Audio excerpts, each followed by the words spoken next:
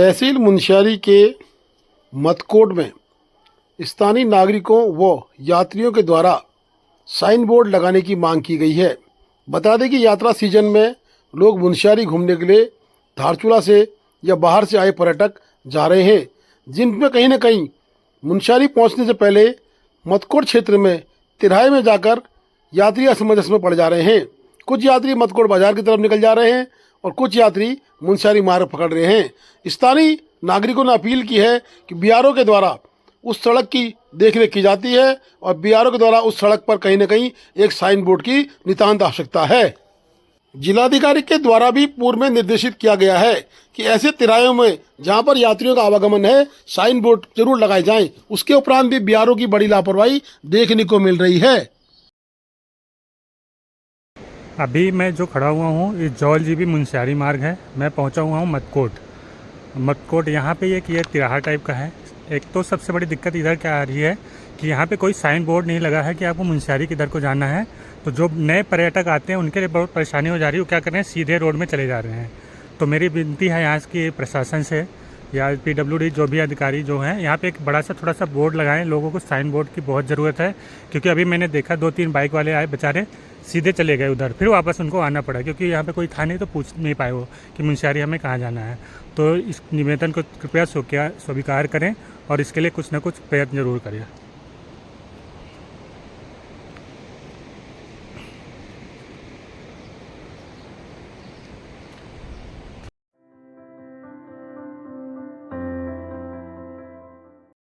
धारचूला पूर्व सैनिक संगठन के अध्यक्ष captain Bhupal Singh Rawal ex army के द्वारा लगातार कमलेश दानू हत्याकांड का पर्दाफाश करने की मांग की जा रही है।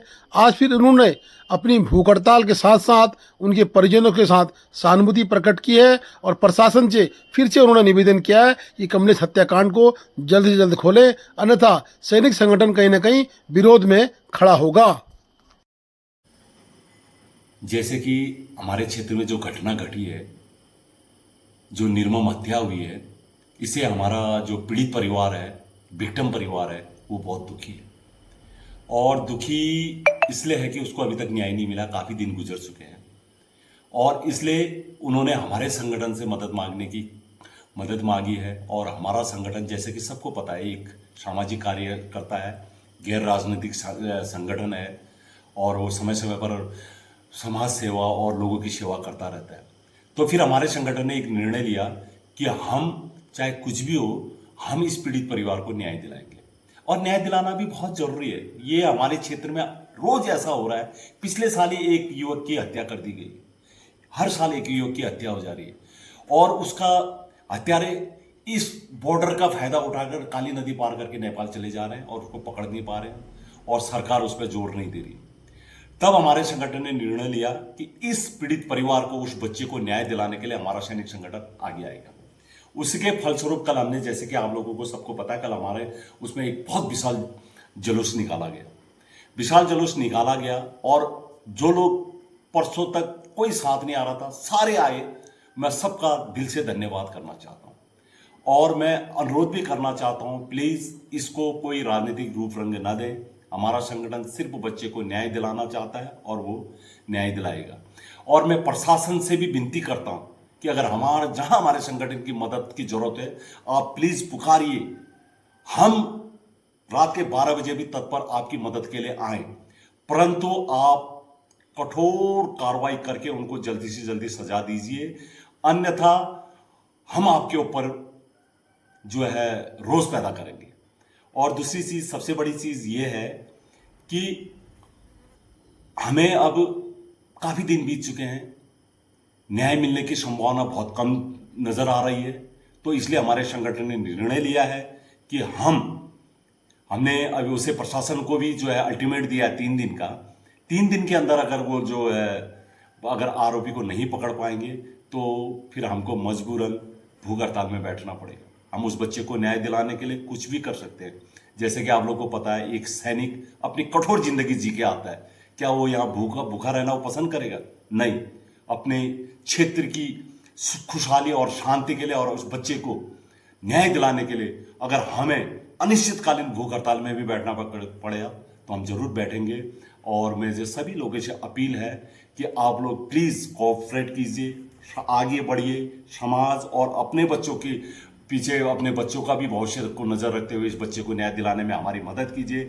और सभी लोगों से दरख्वास्त करता हूँ कि कृपया इसको कोई राजनीति रंग ना दें और ये जो है सब आकर कोऑपरेट करके उस बच्चे को न्याय दिलाएं। धन्यवाद।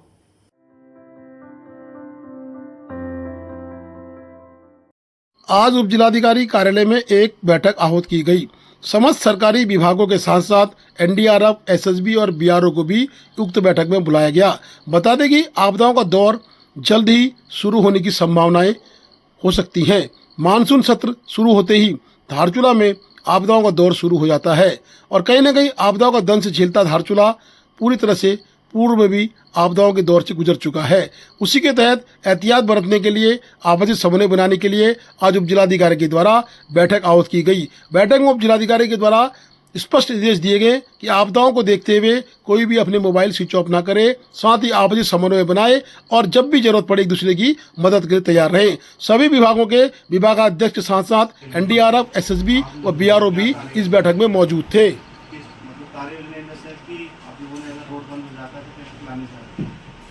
कौन से पॉइंट आपने क्लियर किए हैं कि ये संभावित क्षेत्र है जहाँ तो वहाँ पे आपकी क्या प्लान है कि आप वहाँ पर मशीन रखेंगे?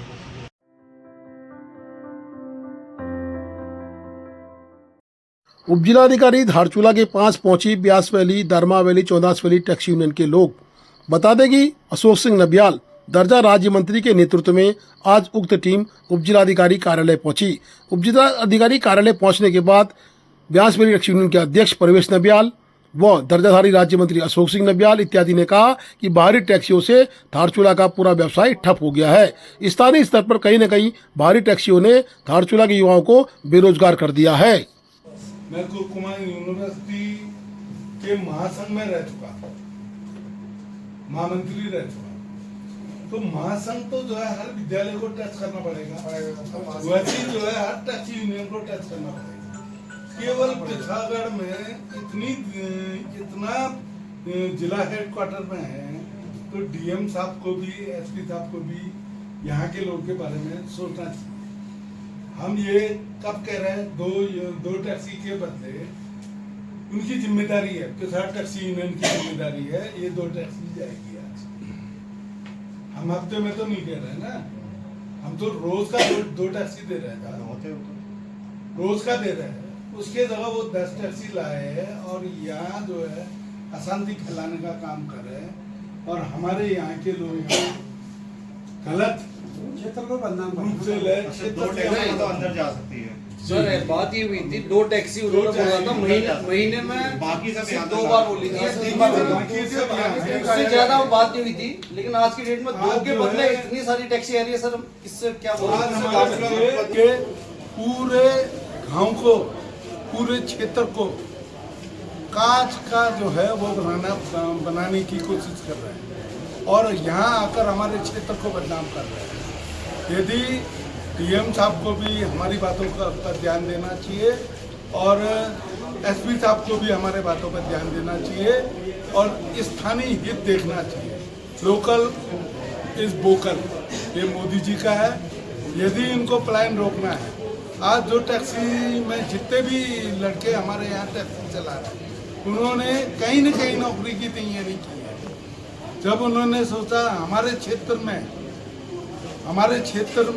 आदि कैलाश है, पंचायत चूली है, ओम पर्वत है, नारायण आश्रम है, हमारी गाड़ियाँ चल जाएगी, रोजी रोटी हमने एक तरफ से करना है, इसलिए यहाँ टैक्सियों से पूरा बाजार पटा हुआ होता है। मैं निवेदन कर भारी टैक्सी गाड़ियों की बहुतायत संख्या के कारण जो हमारे लोकल बेरोजगार जिन्होंने गाड़ी ले रखी है उनके हमारे रोजगार पर संकट आ रहा है, जिस कारण हमने शासन प्रशासन में भी काफ़ी बार यह बात रखी है कि लोकल लोगों की प्राथमिकता धारचूले से ऊपर दी जाए, जिससे हमारा रोजगार बचा रहे। आज हम एसडीएम सर के माध्यम से हम ये ज्ञापन देने आए हैं कि अगर हमारे क्षेत्र के, हमारे लोकल लोगों के उसमें अगर स्थानीय लोगों के टैक्सी रोजगार के लिए अगर हम कमाई का कोई साधन नहीं रहता है, तो जिससे बाहर की टैक्सी गाड़ी आ रही है लगातार, उससे हमारे रोजगार पर काफ़ी असर पड़ रहा है।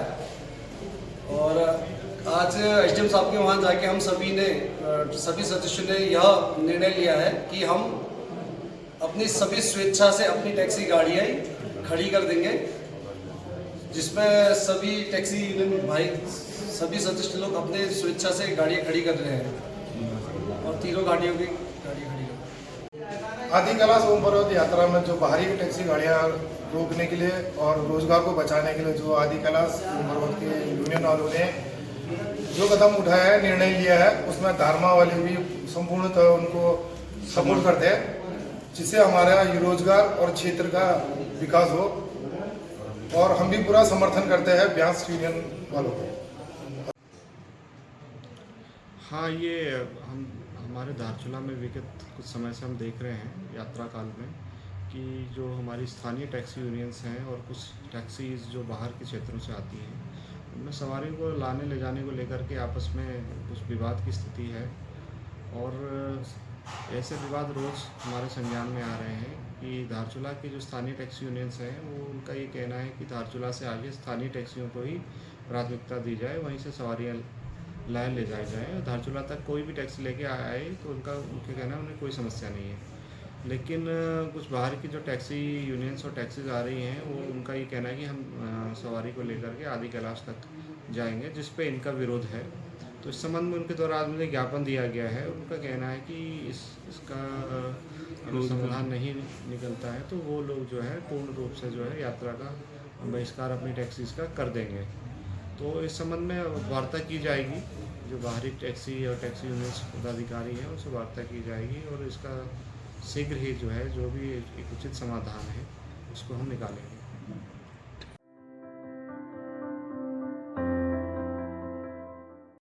धारचूला पहुंचे परिवहन विभाग के वरिष्ठ प्रशासनिक अधिकारी महेंद्र सिंह नेगी, इंटरसेप्टर प्रभारी एवं प्रवर्तन आरक्षी अमित उप्रेती, पीआरडी कर्मी बलदेव प्रसाद, साथ में एआरटीओ शिवांश कांडपाल के साथ संयुक्त तहकीक अभियान चलाया गया। पुलिस प्रशासन के सहयोग से 4 वाहनों को सीज किया गया एवं जिसमें एसएचओ धारचूला का सहयोग पूरा रहा तथा 16 वाहनों को अन्य अभियोग में चालान किया गया तथा कुल 170 वाहनों की चेकिंग की गई। एआरटीओ शिवांश कांडपाल के नेतृत्व में उक्त चेकिंग अभियान लगातार जारी है। बता दें कि आज एआरटीओ शिवांश कांडपाल के द्वारा ब्यास मेरी टैक्सी यूनियन से भी वार्ता की गई है। आज धारचूला टैक्सी यूनियन की एसडीएम साहब के माध्यम से परिवहन विभाग और पुलिस प्रशासन के साथ हमारी मीटिंग हुई थी और मीटिंग में बहुत ही अच्छा निर्णय निकला है, जिसमें हमारे परिवहन विभाग के आरटीओ साहब ने हमें आश्वासन दिया है कि 1-2 दिन में परसों हमारी जो बैठक है वो पिथौरागढ़ की यूनियन के साथ कराई जाएगी। और उन्होंने एक चेक पोस्ट बनाने के लिए पुलिस के द्वारा एक चेक पोस्ट भी बनाया जाएगा और साथ में वो एक एडवाइजरी भी जारी करेंगे, जिसमें जिनके पास इंडोर्समेंट लाइसेंस नहीं होगा वो गाड़ियाँ या वो जो चालक है वो वहाँ पे नहीं चल पाएंगे, उनको अनुमति नहीं मिलेगी, उनको धारचूला में रोक दिया जाएगा। और उसके साथ साथ जो परसों हमारी जो मीटिंग होगी उसमें हमारी जो कंसर्न है मेन, जो धारचूला के रोजगार को बचाने के लिए हम पिथौरागढ़ के साथ क्या 2-4 मुद्दों पर हम बात करना चाहते हैं। तो परसों के लिए उन्होंने बोला कि परसों हमारी मीटिंग होगी और तब तक के लिए हम लोगों ने धारचूला टैक्सी यूनियन ने जो हमने कल ज्ञापन दिया था उसको हम स्थगित करते हैं 1-2 दिन के लिए। और जब तक हमारा ये पिथौरागढ़ के साथ मीटिंग नहीं होती, पिथौरागढ़ यूनियन के साथ मीटिंग होने के बाद ही आगे का निर्णय लिया जाए। आज एसडीएम ऑफिस धारचूला में हमारी टैक्सी यूनियन जो है धारचूला टैक्सी यूनियन उनके साथ मीटिंग हुई, जो कि इस बारे में थी कि जो इससे पहले एक बार यहाँ जो घोषणा करी गई थी कि बाहर की गाड़ियों को नहीं चलाने दिया जाएगा बिल्कुल, तो इस संबंध में आज यहाँ पे मीटिंग की गई थी। दूसरी चीज़ जो यहाँ के लोकल की जो समस्या थी कि रोज़गार के बारे में जो समस्या उत्पन्न हो रही थी, उसके बारे में ये मीटिंग थी कि किस तरीके से पूरी समस्या का एक समाधान किया जा सकेगा। तो इस बारे में जो मीटिंग हुई है उसका निष्कर्ष जो है वो पॉजिटिव निकला है। और जो कल ज्ञापन दिया गया था आदि कैलाश टैक्सी यूनियन के द्वारा कि हमारी गाड़ियाँ संचालित नहीं करेंगे हम अपनी, ठीक है, उसको अभी उन्होंने वापस ले लिया। उन्होंने कहा है कि फर्दर वार्ता जब तक नहीं हो जाती आगे की वार्ता, तब तक हम जैसे नॉर्मल स्थिति थी उसमें हम संचालन हम करते रहेंगे वाहनों का। इस प्रकार की यहाँ पे कोई दिक्कत इस संबंध में अब नहीं आने वाली है। और हमारी बैठक जो है वो पिथौरागढ़ यूनियन और बाकी की जितनी टैक्सी यूनियन से सबके साथ जारी रहेगी और हम इसका जल्द से जल्द एक ठोस एक सॉल्यूशन निकालने की तरफ हम इसमें बढ़ेंगे और हम अपनी तरफ से भी एडवाइजरी परिवहन विभाग की तरफ से भी जारी कर देंगे ताकि जो अवैध रूप से जो गाड़ियाँ चल रही हैं जिनके पास हिल लाइसेंस नहीं है या फिर जो नहीं जानी चाहिए ऊपर जो बड़ी वाहन जो है ये रोड पास नहीं है और उसमें जो बड़े वाहन चले जा रहे हैं जिसकी वजह से कि सड़क सुरक्षा को खतरा बना हुआ है उसके लिए भी हमने बात करी और सीओ साहब से भी हमने इस बारे में बात करी तो हम सब मिल करके इसका एक सॉलिड जो सॉल्यूशन है वो निकालने की तरफ जरूर काम करेंगे। Please do like, share and subscribe DCL News.